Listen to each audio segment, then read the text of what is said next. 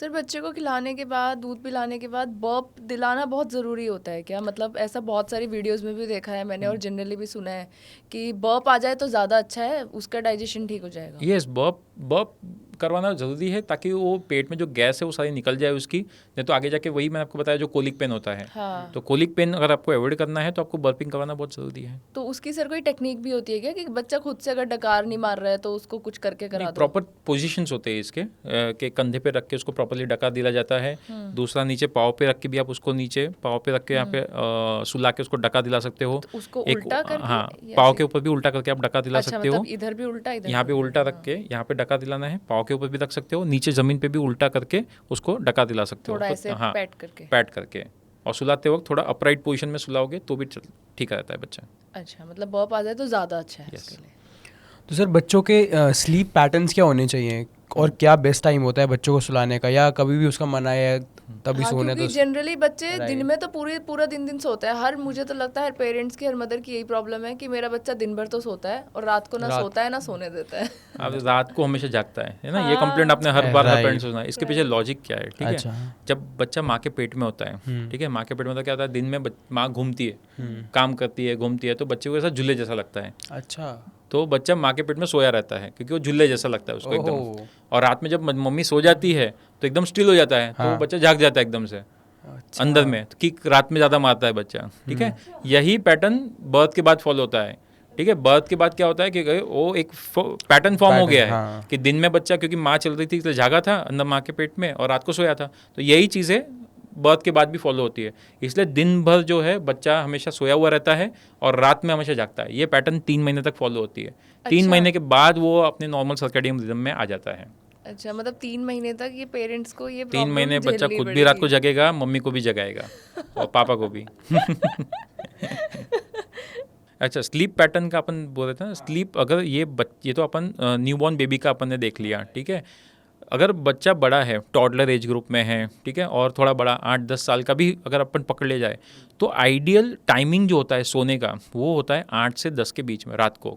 बहुत पेरेंट्स क्या करते हैं, रात को लेट नाइट तक अलाउ कर देते हैं, बच्चे रात को 10-11 बजे तक सो जाते, 12 बजे के बाद सोते हैं। तो आइडियली बच्चा 8 से 10 घंटा सोना ही चाहिए। ब्रेन डेवलपमेंट के लिए 8 से 10 घंटे की स्लीप इज़ नेसेसरी। और कोई भी टाइम पे नहीं, रात को 8 बजे से 9 बजे के बीच में सो जाए बच्चा, तो उसके बाद क्या होता है, बच्चा 1 घंटे के बाद REM स्लीप में जाता है। REM स्लीप में जाने के बाद क्या होता है, बच्चे का ग्रोथ हार्मोन जो होता है, जो बच्चे की ग्रोथ के लिए बहुत ज़रूरी है, उसका सिक्रीशन एकदम पीक पे होता है, जो रात को इसी टाइम पे होता है। इसलिए इस टाइम पे अगर बच्चा सोया हुआ रहेगा तो उसका ग्रोथ हार्मोन सिक्रीशन बॉडी में एकदम पीक पे जाएगा और बच्चे का एकदम अच्छा ग्रोथ होगा। समझ रहा है?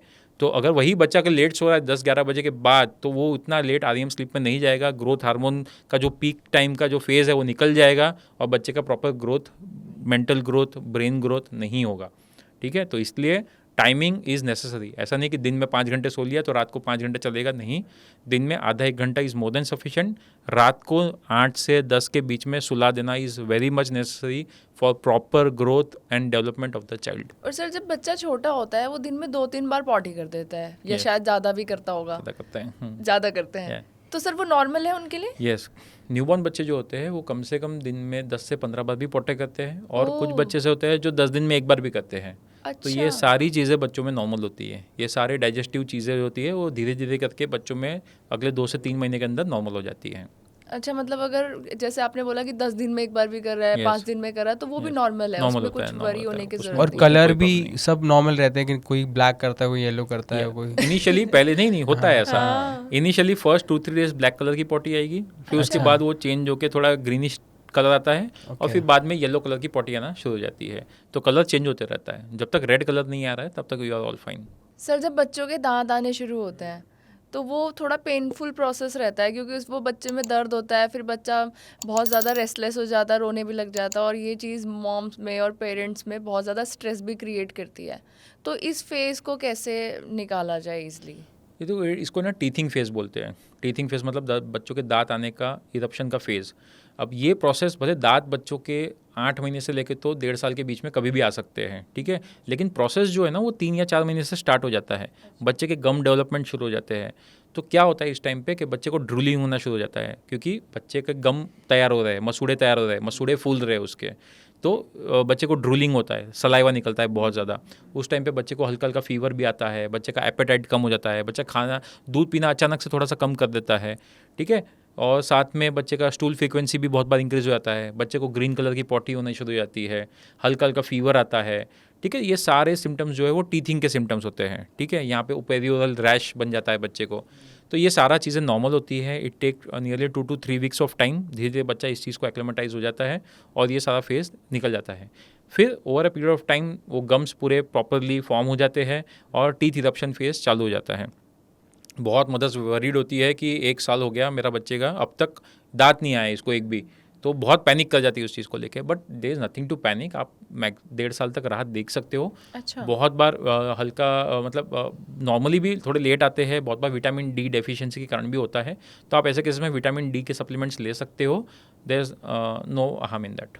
और सर जब बच्चे के दांत आ रहे होते हैं तो आजकल पेरेंट्स वो टॉयज दे देते हैं चबाने के लिए, बच्चा चबाता रहता है, तो क्या वो सच में हेल्पफुल होते हैं? नहीं देना चाहिए। वो टीथस बोलते हैं उसको। हाँ, तो राइट। टीथस बिल्कुल नहीं देना चाहिए बच्चों को। इन्फेक्शन होने के चांसेस ज़्यादा रहते हैं। अच्छा। इनफैक्ट उसके अगेंस्ट में आप एक होम रेमेडी कर सकते हो। आप हमेशा कोई भी कपड़ा ले सकते हो, ओके। आप ब्रेस्ट मिल्क में डुबो के उसको फ्रीजर में फ्रीज करने रख सकते हो, ओके। और फिर उसको लेके आप बच्चे को थोड़ा च्यू करने के लिए दे सकते हो। अच्छा। उससे क्या होगा, ठंडा ठंडा लगता है बच्चे को, और जो गम पेन है, मसूड़ों का जो दर्द है, वो भी वो भी बच्चे का कम हो जाता है। और ब्रेस्ट मिल्क भी रहेगा तो इसलिए हाइजीनिक और सेफ रहता है। ओके। सर एक ना बहुत ज़्यादा इम्पॉर्टेंट क्वेश्चन है, और ये चीज़ हम लोग भी देखते हैं बच्चों में आजकल नोटिस कर रहे हैं। आजकल की फास्ट पेस लाइफ में पेरेंट्स भी इतने ज़्यादा बिजी हो गए हैं कि बच्चे को ना ज़्यादा टाइम दिया जाता। इस वजह से क्या हो रहा है, बच्चों को फ़ोन दिया जा रहा है, यस। टीवी के सामने घंटे घंटे बैठा दिया जा रहा है, कार्टून चैनल दिखाए जा रहे हैं, यूट्यूब पे कार्टून दिखाए जा रहे हैं, इतना स्क्रीन में उनको घुसा दिया गया है। तो सर ये उनके लिए कुछ हार्मफुल रहता है या सब ओके है? बहुत ज़्यादा हार्मफुल है।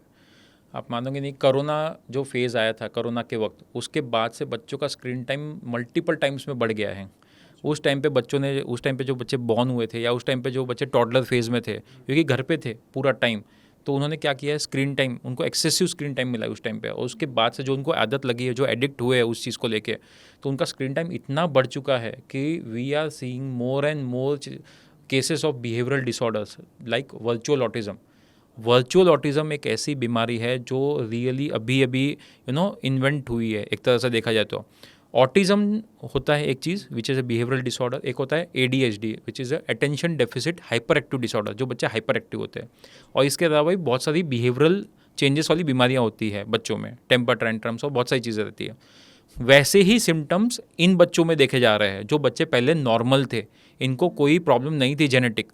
वो सारे जो बिहेवियरल प्रॉब्लम्स थे वो जेनेटिक थे, लेकिन वैसे ही सिमिलर सिम्टम्स इन बच्चों में भी देखे जा रहे हैं आज के ज़माने में। अब यही सेम सिम्टम्स लेके अब बच्चे आ रहे हैं। इसको बोलते हैं वर्चुअल ऑटिज़म, मतलब एक्सेसिव टीवी देखने के कारण होने वाली बीमारी। क्या होता है इसमें कि जैसे अगर कोई बच्चा आगे जाके स्पीच डिले होता है। क्यों होता है? क्योंकि जैसे मैं गुजराती हूँ, मेरे घर में कोई बेबी है, मेरे साथ 3-4 साल तक बड़ा हुआ, तो क्या होगा, गुजराती बोलेगा। साउथ में कोई बच्चा है, तमिलियन है, तो क्या होगा, तमिल बोलेगा। ऊपर पंजाब में है तो पंजाबी है, तो क्या बोलेगा, पंजाबी बोलेगा। उनको सिखाना नहीं पड़ता, खुद बोलेंगे। क्यों? क्योंकि वो डेली सुनते हैं, घर में वो चीज़ें सुनते हैं और वो अपने आप बोलना शुरू कर देंगे। पंजाब का घर वाला कभी तमिल नहीं बोलेगा, क्योंकि वो घर में जो सुनेगा वही बोलेगा।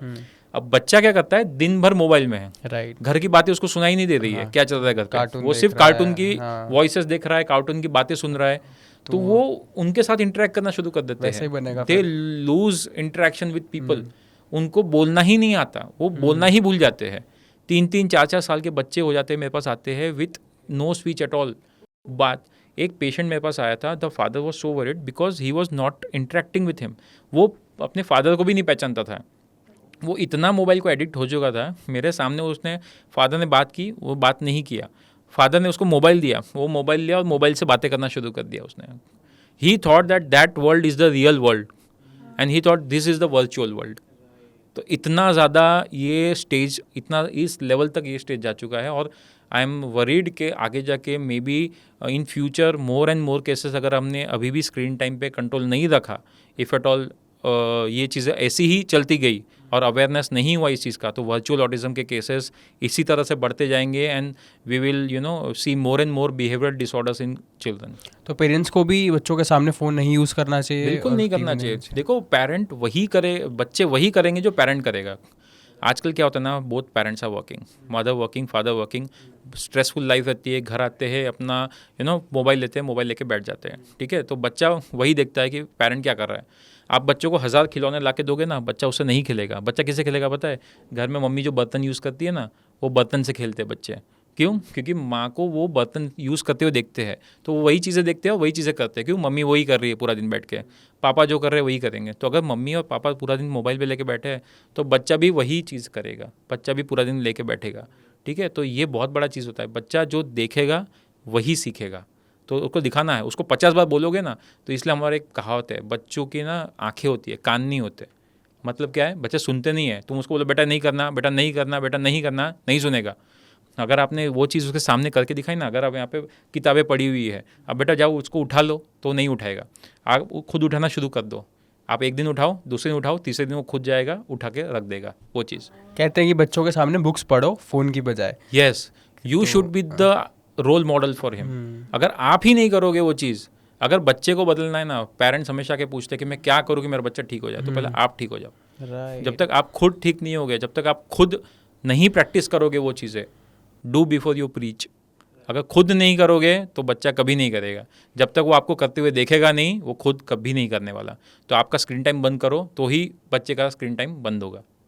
सर पहले चिंता ये होती थी कि बच्चों के सामने लड़ाई झगड़ा नहीं करना, यस, है ना, बच्चों पे कोई गलत असर ना पड़े। बट अब जो लाइफस्टाइल चल रही है सबकी, अब टेंशन ये है कि बच्चों के सामने स्क्रीन यूज़ मत करो। यस, क्योंकि प्रॉब्लम्स अब चेंज होती जाती है। एग्रेसिव बिहेवियर, ये जो चीज़ें आजकल आप जो देख रहे हो, बिहेवियरल इतने सारे जो प्रॉब्लम्स आ रही है बच्चों में, ये पहले इतनी ज़्यादा नहीं थी। सर अब बच्चे देखे जाते हैं बहुत ज़्यादा बदतमीज, कह सकती हूँ मैं। हाँ, पहले बच्चे बहुत शरीफ से प्यारे से होते थे और अब बच्चे इतने पहले इतने शरीफ भी नहीं थे, पहले अवेयरनेस नहीं थी इतनी, लोगों को समझ नहीं थी। पहले ये आपने जो बोला बदतमीज, जो पहले जो था ना, बोलते थे कि ये बहुत बदतमीज लड़का है, हाँ, ठीक है, बदतमीज बोल के उसको छोड़ देते थे। अभी पता चलता है कि उसको ADHD है, ठीक है, attention deficit hyperactive disorder, जो कि एक बीमारी है, ठीक है। उसकी ट्रीटमेंट आती है, उसको ट्रीटमेंट करवाना पड़ता है। ओ। पहले के ज़माने में इतनी अवेयरनेस नहीं थी इन चीज़ों को लेके, अब अवेयरनेस आ रही है। और ये भी चीज़ है ना कि लेबल लगा देते हैं लोग। जैसे आपने बोला ना कि ये बदतमीज़ है लड़का, तो उसको बोला जाता है कि भाई ये लड़का बहुत बदतमीज़ है, उसके सामने बोला जाता है, रिलेटिव सामने। आजकल तो बहुत कम हो गया, लेकिन पहले के लोग ना फिल्टर नहीं रखते थे बिल्कुल ही।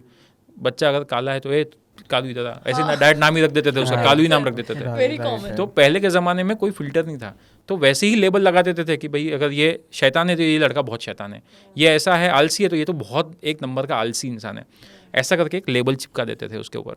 तो अगर किसी भी किताब के ऊपर आप लेबल लगाओगे, ठीक है, तो उसको लेबल को निकाल के देखो तो क्या होगा, लेबल तो फट जाएगा लेकिन उसके पीछे उसका मार्क रह जाता है, ठीक है, हमेशा लाइफ टाइम। तो वो लाइफ टाइम उसके दिमाग में वो मार्क रह जाता है। बचपन के ट्रॉमा है ना, लोग नहीं भूलते, सर, कभी नहीं बोलते। तो वो जो ट्रॉमा वो बच्चे के साथ अपन कर रहे हैं ना अननोइंगली, तो वो नहीं निकलेगा उसके माइंड से। तो बच्चों को लेबल मत लगाइए, उसको वैसा वो मतलब उसके साथ आप काफ़ी सारी बिहेवियरल थेरेपीज, लोग बोलते हैं कि इट्स सो डिफ़िकल्ट कि हम कैसे हैंडल करें ऐसे बच्चों को, आप बताइए हम क्या करें। तो बहुत सारी बिहेवियरल थेरेपीज आती है उसके लिए, और लिटरली मैंने देखी है बिहेवियरल थेरेपीज को इफ़ेक्ट आते हुए। बिहेवियरल थेरेपी सच एज एक स्लीप टॉकिंग करके बिहेवियरल थेरेपी है, जिसके ऊपर मैंने अभी बहुत बार मैंने इसके ऊपर वीडियो बनाया, अवेयरनेस क्रिएट किया है। स्लीप टॉकिंग क्या होता है ना कि आप ऐसे बच्चे, ऐसे भी नहीं, नॉर्मल बच्चों के लिए, सबके बच्चों के लिए आप इनके सबकॉन्शियस माइंड को आप ट्रेन कर सकते हो। जब बच्चा सो जाता है, ठीक है, अब बच्चा सो गया है लेकिन उसका सबकॉन्शियस माइंड चलते रहता है, आप बच्चा सोने के आधे एक घंटे बाद उसके साथ बात कर सकते हो। जैसे अगर आपका बच्चा है तो आप उसके बात कर सकते हो, हेलो बेबी, तो समझ लो आपके बच्चे का नाम है राहुल, तो hi Rahul baby, how are you. बच्चा सोया हुआ है लेकिन वो उसका सबकॉन्शियस माइंड आपकी बातों को सुन रहा है। I am your mom, I am your dad, I am talking to you, how was your day, Rahul is such a good boy, he is not at all aggressive. ये प्रूफ थेरेपीज, इसको बोलते हैं पॉजिटिव एफर्मेशंस। तो positive affirmation जो बड़ों में भी होती है, बड़े भी यूज़ करते हैं. I don't know whether you have heard about all this things. Positive affirmation सुना है? पॉजिटिव एफर्मेशंस बहुत अच्छा एक्ट करती है. आज मेरा दिन बहुत अच्छा रहेगा बोल के जब घर से निकलते हो ना तो अच्छा जाएगा. राइट. मन में ही सोच लोगे ना कि खराब है तो खराब ही होने वाला है. Right. इसको बोलते हैं पॉजिटिव एफर्मेशन. तो बच्चे को बोलना है, अगर बच्चा टॉय शेयर नहीं करना है तो Rahul always shares his toys. Rahul हमेशा ऐसा करता है. Rahul is a very good boy. आप जितनी पॉजिटिव चीज़ें उसको बोलोगे, प्रेजेंट टेंस में बोलना है, पॉजिटिव चीज़ें बोलना है, धीरे धीरे करके 15-20 मिनट तक आपको उसके साथ बात करनी है. वो धीरे धीरे करके 15-20 दिन, 1 महीने के बाद आप देखोगे अपने आप जो चीज़ें बोल रहे हो ना वो उसके बिहेवियर में रिफ्लेक्ट होनी शुरू हो जाती है. So this is such a good thing. और sleep talking I think nearly बहुत पेरेंट्स में अभी इस चीज़ को लेकर अवेयरनेस आ गया है और बहुत सारे पेरेंट्स करते भी है. And they reply me by saying that कि this has worked very beautifully. जो मेरा बच्चा जो पहले इतना ज़्यादा एग्रेसिव हुआ करता था, काटता था, मारता था, मुझे ऐसा करता था, आज we have such a good bonding between us just by 2 or 3 months of this therapies. ठीक है, तो ये चीज़ें करने से बहुत फ़र्क पड़ता है. दूसरा, spend time with your child. बच्चे के साथ पूरा दिन बिताने की ज़रूरत नहीं है. उसके साथ अगर आप 9 मिनट भी बिता लो ना तो भी काफ़ी है. लेकिन कौन से 9 मिनट वो इंपॉर्टेंट है. ठीक है, बच्चा जब सो के उठता है तो उसके बाद के 3 मिनट. बच्चा जैसे सो के उठा, मम्मी क्या करती है, फटाफट उठाया, कपड़े चेंज किए, नहलाने लेके गई, ब्रश कर ले बेटा, स्कूल निकल, ये कर, जल्दी जल्दी करने की कोशिश में, एक रेस में लग जाती है. तो आपको वो चीज़ नहीं करना है. आप बच्चा उठा, उसको हक कीजिए, कडल कीजिए, उसको पॉजिटिव एफर्मेशन कीजिए. आज तुम्हारा दिन बहुत अच्छा रहेगा बेटा, I love you, I care for you. उसको पॉजिटिव चीज़ें जितना बोलोगे उसका दिन एकदम पॉजिटिवली निकलता है. बच्चा रो के स्कूल नहीं जाएगा, बच्चा हंसते हुए जाएगा स्कूल. ठीक है, तो वो 3 मिनट इंपॉर्टेंट है. फिर बच्चा जब स्कूल से आएगा, ठीक है, 3 मिनट उस टाइम के, उसके पास इतनी सारी चीज़ें होगी बताने के लिए. उसको बताओ कि बेटा I missed you so much. आप जब ऑफिस से घर जाते हो बच्चा कितना खुश होता है देख के. तो उसको बताओ कि बेटा I missed you so much, I love you so much, I care for you, तुम्हारा दिन कैसा रहा. ये सब चीज़ें पूछोगे, बात करोगे तो वो बॉन्डिंग होता है. वो सबसे बेस्ट बॉन्डिंग होती है. और तीसरा 3 मिनट होता है रात को सोते वक्त. रात को सोने के 3 मिनट पहले बच्चे बहुत एक्टिव होते हैं. रात को सोने के टाइम पे बहुत बातें करते हैं. मेरी हमेशा एक हैबिट है, मैं हमेशा अपनी बेटी, मेरी बेटी 5 years की है, मैं हमेशा उसको रात को सुलाता हूँ. ठीक है, I have habit of that because she is the most talkative at the time. वो अपनी दिन भर की बातें मुझे बताती है, सारे सीक्रेट शेयर करती है. आज मेरी फ्रेंड ने मुझे ऐसा किया, आज मेरी फ्रेंड ने ऐसा किया, आज मम्मा ने मुझे ये बोला, आज मम्मा ने ये किया. तो वो एक बॉन्डिंग टाइम है. भले मैं उसके साथ वो 10 मिनट स्पेंड कर रहा हूँ उस टाइम का, लेकिन वो दिन भर का पूरा ब्यौरा चिट्ठा मेरे को 10 मिनट में बता देती है वो चीज़ें. And she bonds so much with me and she feels के ही इज़ माई फ्रेंड और मैं इसको सब कुछ बता सकती हूँ.